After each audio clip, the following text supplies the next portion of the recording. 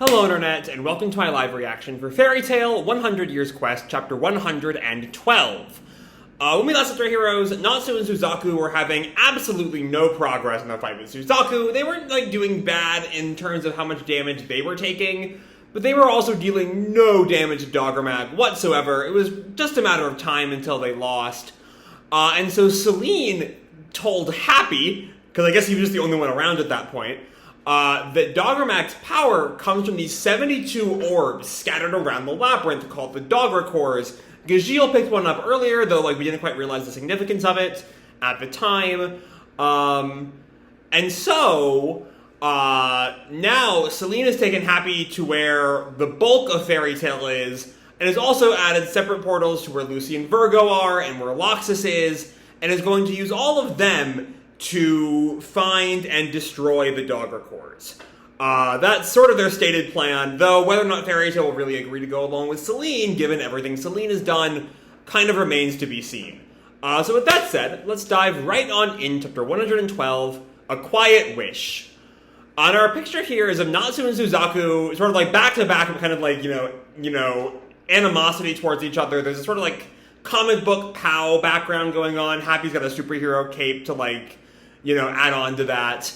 A spicy hot tag team that transcends guilds. The rough as hell duo, the Fires.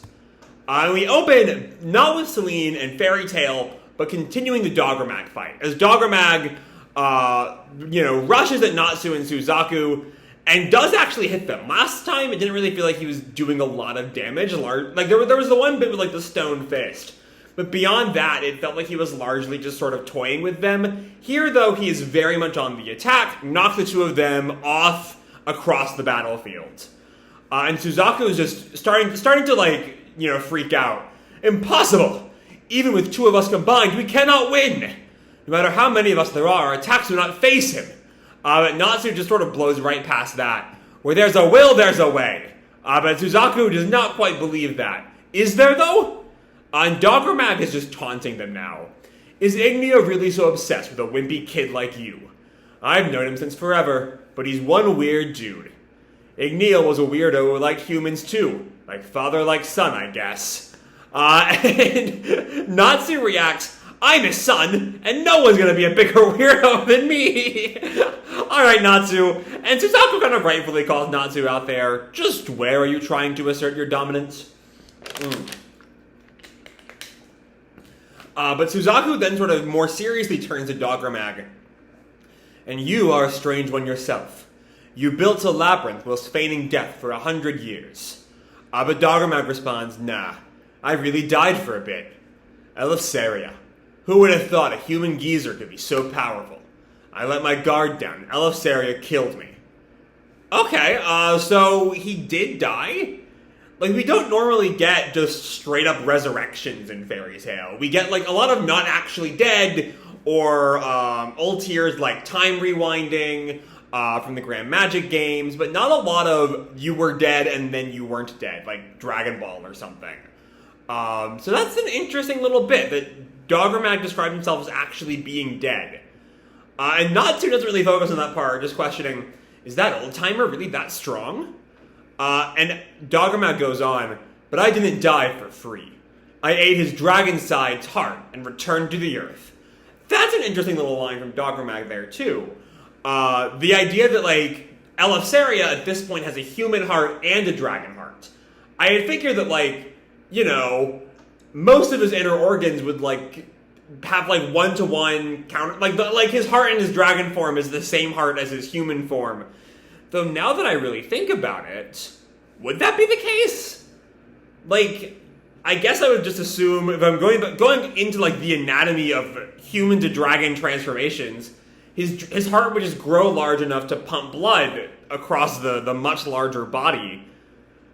But at what point does it become a new body part as opposed to just the old one?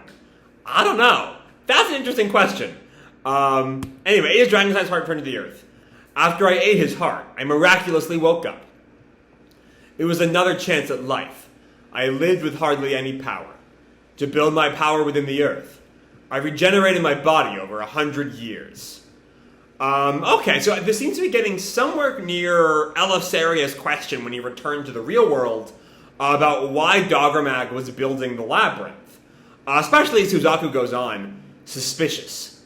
How does that relate to building the labyrinth? And Dogramag tells him, building the labyrinth was Ignia's idea. Make a huge maze in the ground while you're building your power, he said. Also, how does this all tie up with the Dogra Cores, is what I'm wondering. But Suzaku questions, for what purpose? And Dogramag has stopped the cliche villain, evil plan monologue to just say, that's nothing you need to know. And he summons a whole bunch of earth pillars that hits both Natsu and Suzaku. Natsu seems largely just carried up by it. It gets a little gwa sound. But Suzaku seems a lot more like an impact.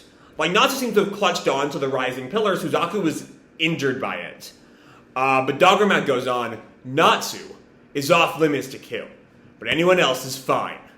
And then the pillar that hits Suzaku shatters, and all of its stones come to attack him as he screams, Gah! And Natsu calls, Suzaku! And then we leave them there to go to Selene, who has got Laxus and Lucy back with the rest of the group. They've come through the portals. And they're all gathered in front of Selene. And Selene tells them, from this point on, I will send you to the areas of the remaining 71 Dogra Cores. I will relay you from here. And Carla goes on, I don't quite grasp the details, but if they aren't destroyed, then Natsu can't defeat the Earth Dragon God? And Happy just chimes in, aye, he's oddly cheery, given the whole fight, but okay. Lily, though, is a little questioning. I feel as though Natsu can manage. But Selene just tells them, not against that opponent. And Laxus is still not really on board with this idea. Here's another idea. Why don't we all back him up right now? And Selene tells them all, no matter how many people face him, it will mean nothing if he cannot be damaged. Right, with the same thing, because, all of them doing 0 damage to Dogramag is just all of them doing 0 damage. Though we do know that some form of strength can destroy... Let me start over. We know that Dogramag can be damaged conceptually, because Ignio is able to damage the walls, and Dogramag has tied his immense defense to the strength of the walls. That's sort of the comparison we have going on. So I assume, and this is just an assumption, that if they had power equal to Ignia, they could actually damage Dogramag. Though I imagine that's more going to be tied into a future Dogramag fight. Like I said, I do think he'll eventually end up headed to Ignia. And when they finally face him for real, that will be the sort of thing that leads to his defeat. Power equal to Ignia. But I don't know. We'll see. But Wendy just comments, I see. That's a good point. And Gajil's just is ready to go. We get it. Let's just get a move on. And Lucy then summons some spirits. There's 71, right? Then we'll need all the help we can get. Plu, Pixis, you're up. Which is quite the spirits to summon. Plu, honestly, maybe the Dogra Cores are a little similar to Darkbrings. And given Plu's, not in-universe history, but publication history of being a Darkbring killer or whatever. Ravemaster was weird and I only semi-followed a lot of Ravemaster. But something like that for Plu. I don't know. Maybe Plu was specifically designed to defeat Dogra Cores or any crystallization of power. I don't remember Pixis at all. I'm gonna give a quick little wiki search. Hopefully, yeah. Okay, I did not. I was a little worried to get Titan's Pixis. He's just a compass spirit. Okay. Who showed up briefly during the Grand Magic games, it looks like, and that's kind of it. Okay. But yeah, that's a nice deep cut, I guess. There's a fair number of real deep cuts in 100 Years Quest.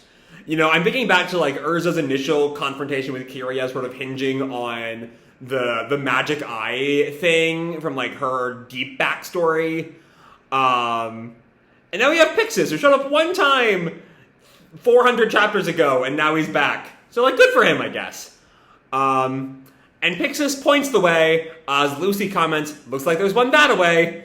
But Selene just tells her, oh, I already know where they are. This really funny shot of Lucy and Pixis, like, dejected in the corner. And then Selene just summons a whole bunch of Aqua Eras so that everyone can go do the fight, go destroy the cores. As Urza declares, let's go! Yeah! And they all jump through the portals.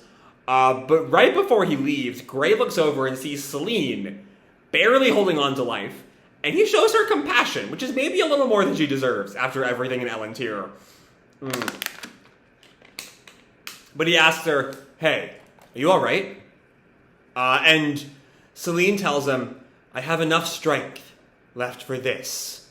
And Gray sort of questions, why are you helping us? Because Gray has no idea what Selene's deal is, to be perfectly frank. He's barely had a conversation with her. And Selene says, yes, I haven't told anyone from Fairy Tale, have I? I wish to kill the 5 dragon gods. And given the fact that she is one of them, or the 6 dragon gods now, that kind of confuses Gray. Aren't you on their side? They are my enemies. For that reason, I have searched for weapons with which to distort a variety of worlds and bury the 5 dragon gods.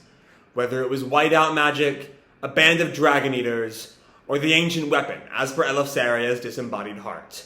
And we still don't quite know what exactly that weapon is. We know there is an ancient weapon, and there was the face comparisons, but, we haven't really seen what the weapon is. Which I imagine we'll get to it eventually. Though, I forget, did Ignia imply that, I know there was some conversation with Ignia and Selene about the weapon. I forget if it was Ignia saying that he also wanted the weapon, or him saying that whatever his plans are, the weapon is, so minor in comparison to it. I don't know. But anyway, Selene goes on, but now, I finally understand. The power I seek is you wizards from Fairy Tale. So when I was doing the whole thing about the weapon right just a second ago, I saw the following panel, the power I seek is, and I thought it was going to be, something very I don't want to go on a rant about the friendship power-ups, but I do generally love the friendship themes of Fairy Tale. I think they work very well. But also I was going to I already had this whole sort of backup, this whole analysis prepared as soon as I saw that of Selene is not really developed enough to really buy into friendship or something. And she's also just not doing a friendship thing. But her, the you wizards from Fairy Tale is not, your bonds are so powerful. It's y'all are so strong. If y'all are on my side, y'all just keep winning. So if we're on the same side, I can get rid of the dragon gods. What? And it's still a little unclear, especially to Fairy Tale, it might have been briefly mentioned when she joined up with Diabolos, why she wanted to destroy the dragon gods. I forget. It might have been said around the time York died. But I don't remember exactly. But, Fairy Tale does not know why she wants to destroy the dragon gods, beyond they are my enemies. So Gray's a little stunned at that, and then he questions. So, you want to beat all the 5 dragon gods and take over the worlds? And Selene tells him, nothing of the sort. A world where people are unthreatened by dragons.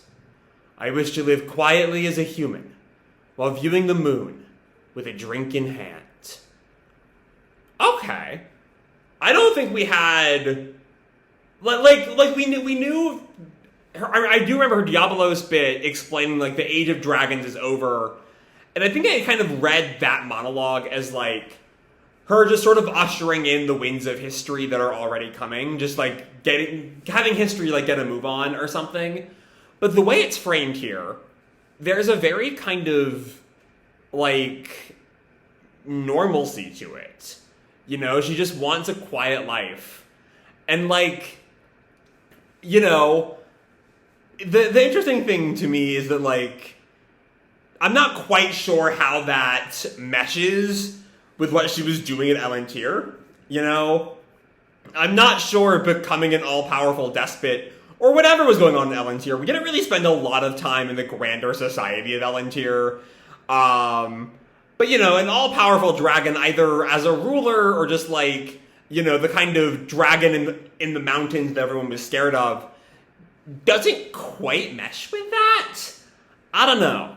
The fact that Selene seems to be becoming more and more into a not quite protagonist role, but at least like long-term ally role, does sort of give the idea that like maybe we're going to get some kind of backstory from her. I don't know. And Gray is thankfully a little skeptical, and we're supposed to believe that. And Selene just tells him, believe whatever you want, but for now, you must move for your friend's sake. And he turns back to the portal and tells her, got that right, but stops right at the portal. But let's get one thing straight, even if you want to make a quiet world. Okay, that's not like a full condemnation thing. It's oddly jokey considering what Selene did to him. Don't ever drink with naked guys as an appetizer again. It's just bad taste. Which, like, yeah, but it is a little casual, given everything Selene did to him. And she just responds, not a chance. Which is unclear if she's saying there's not a chance she'll ever do it again, or if, I kind of like it more if she's, saying not a chance she'll listen to him, she'll, like, listen to Gray. I kind of like that a little more, that, like, she's still, as a reminder that she's not some saint, she still is just as fucked up as she's always been. And maybe, somehow those, fucked up little parties she did with her yokai, or with her, like, henchmen, were somehow her idea of living quietly. I can almost make those concepts connect. It's a little difficult, but I think I can do it. Anyway, we cut to Lucy. I almost said Luffy there. Found one. Over there. And it's just like literally sitting in like a stone hand. And then she thinks, how should I break it? And she jumps at it. Alright, Lucy kick! And she just shatters it right then.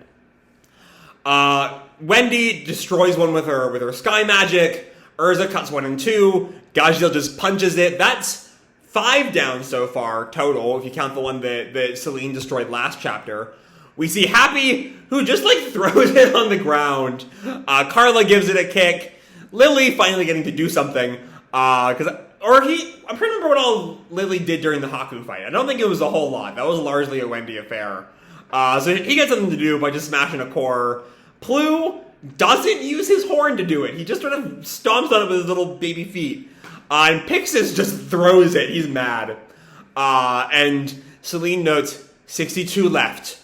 Wendy jumps back to the portal to Selene. I destroyed one. Good. The next one is through this gate. Right. And she just like jumps through it right away. And then we cut to somewhere else in the labyrinth. And we see Gray, who senses a person's presence. And I don't know who else is still in the labyrinth at this point. Because Mitsuki's down, Kirien's down, Haku's down, Kiria's down. Manuel and Scullion are, like, kind of down. Like, we didn't really get to see them be down, but they were sort of, like, curb stomped by Loxus off screen. All of Fairy Tail is gathered together, except for Natsu. Suzaku's fighting Dogramag with Natsu. Dogramag is also there. Who else? I don't know who else is here, who this could be. Someone's here. And he just thinks, did the gate send me to the wrong place? Damn it, Selene, she must be running low on power. And he calls out, hey! And whoever it is in the distance hears him. And is holding a core. Is that a Dogra Core? Hey! And whoever it is runs off. Is that Mad Mole? Because we can see like the silhouette of the ponytail. I think it's Mad Mole. But he calls out, it's me, Gray! Like he knows whoever this is and that they should recognize him. Which maybe if it's Mad Mole, like, Mad Mole would recognize him. Would Mad Mole be so willing to, like, ally with him? I guess if Mad Mole knows that Selene is allied with him, then maybe. But whoever it is, might be Mad Mole, might not be, calls out, this is a treasure I found. I ain't gonna give it to you. Oh, hold on. The treasure thing? There's no way this is, like, Sylph Labyrinth or something, right? Like, 100 Years Quest does have its deep cuts, but that would be a real deep cut right now. But Gray just reacts, you're not a guild member? Who are you? I mean, he assumed it was one of his allies. That it was one of the Dogra Core hunting team, that had found a core, and Selene just happened to send him to the same place as someone else. Okay, I'm following now. Who are you? Hold it! And he, like, does an ice make spell to block the guy's path. And he turns back. A wizard? What's a wizard doing here? So yeah, this is a treasure hunter. I'm not sure we've seen this guy before, though that tattoo is oddly familiar. Might he actually be from Sylph Labyrinth? Like, he might be. There's no little, like, you know, introductory name or something. And honestly, if I'm thinking from a meta standpoint, I feel like he's just here because Gray hasn't really had a fight this arc, and we're, like, out of characters. But Gray and Gajiel are still kind of fightless for the Labyrinth arc.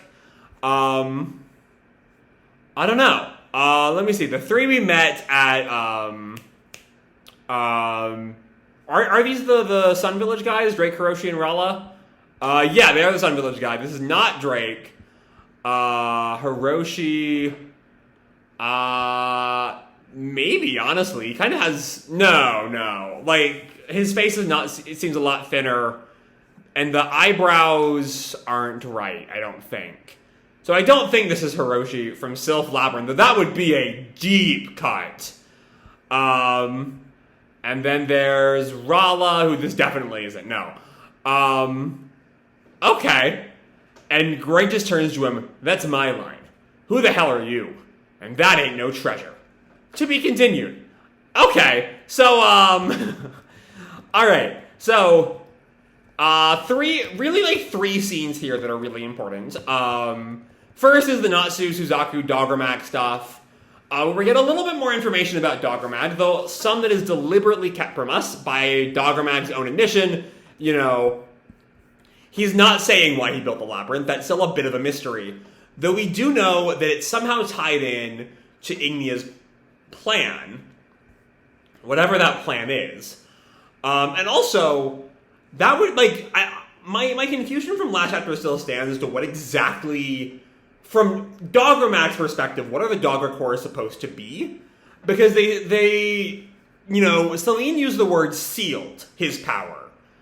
And so you would think that destroying them would have Dogramag become stronger once the seal is destroyed. But the way the story is set up, destroying them, you know, gives Dogramag his power back. Unless she's doing the exact same thing she did with Alderaan again, which I'm not sure makes any sense. Especially if we believe her stated goal. And I really, like, nothing we've seen so far gives the impression she wants Dogramag to get even stronger. Because, you know, Dogramag is allied with Ignia. Ignia very nearly murdered her. You know, got real close. She still might die from her wounds. Though she's definitely acting on the assumption that she won't die here. So yeah, but like we get a little bit more information as to what exactly Dogramag's deal is. Not a lot. This isn't the whole like explanation of the evil plan thing that we need at some point. But like there's a greater sense here that Mashima has like planned this out to some extent. Along with a few like random tidbits. You know, sort of explaining a little bit of the dragonification process, that like the dragon and the human body are separate to some degree, which is very interesting. Though, as I recall, human Acnologia lost his arm after Igniel tore off his dragon form's arm, so I guess it's not quite a they are completely separate sort of thing. But the heart is different. I don't know. I'm not quite sure what's going on there. But also Suzaku is out, maybe? He's been crushed by a bunch of rocks. It's fairy tale, so I doubt he's dead. But that's, you know, the way that sort of scene is framed as a cliffhanger makes it feel like he's going to be out for at least a good long while at this point. And then we have, you know, Selene sending her troops to go destroy the cores, which leads to the Gray and Selene scene. And I do really like that scene, even if I'm not quite sure how honest Selene is being. Because again, she did a lot of fucked up shit in her, you know, living in Elantir. And I don't know. Like I'm trying to find a way to mesh Selene as we met her and the idea that she wants to live quietly as a human. I'm not quite sure those are like easily meshable. Though like maybe there is a way. I don't know. But, you know, there is some skepticism to it. Gray is Gray is skeptical. Gray specifically questions, and we're supposed to believe that, implying that he very much does not believe that. And then we see some core destruction, and then Gray finds a treasure hunter who might be from Sylph Labyrinth. I don't know. That's the only treasure hunting guild we know, but I do think the guy is very much a treasure hunter. The way he says, this is a treasure I found, I ain't gonna give it to you. Like, do I think, from a narrative standpoint, his inclusion here really adds anything to the story? Not really. But also, I think that, it's typical for Machinima to give each of his characters in an arc one big fight. And Gray and Gijil have been kind of left out. So I think we'll get a Gray fight here with this guy, and Gijil will get a fight somewhere on the hunt for the Dogra Cores. And maybe even Lily will get a fight with Gijil, because that's a tag team that we just never see, ever. And I'm always bitter about Lily, on some level. But yeah, there's a lot of good stuff here. I'm still a little bit unclear as to the Dogra Cores, as to like why Dogramag would have them in the first place. But that's fine, it's a more minor thing. If it sets up good stories, then I can sort of ignore a little bit of that.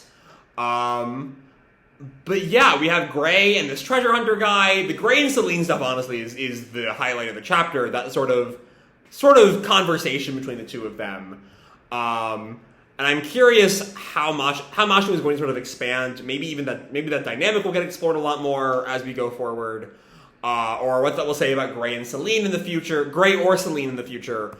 But for now, Gray has a random one-off enemy to fight. I really don't know what this guy's deal is. He's just kind of here. I can't imagine he connects to anyone we've seen so far in this arc. But yeah, I think it can still be fun. I'm curious how this guy's gonna fight back. But yeah, until then, until we find out, I'm just gonna leave this video off here. Hope you all enjoyed the chapter, the video itself. If you did, feel free to drop me a like or subscribe, or do whatever makes you happy, And as always, your life is your own, okay? Bye!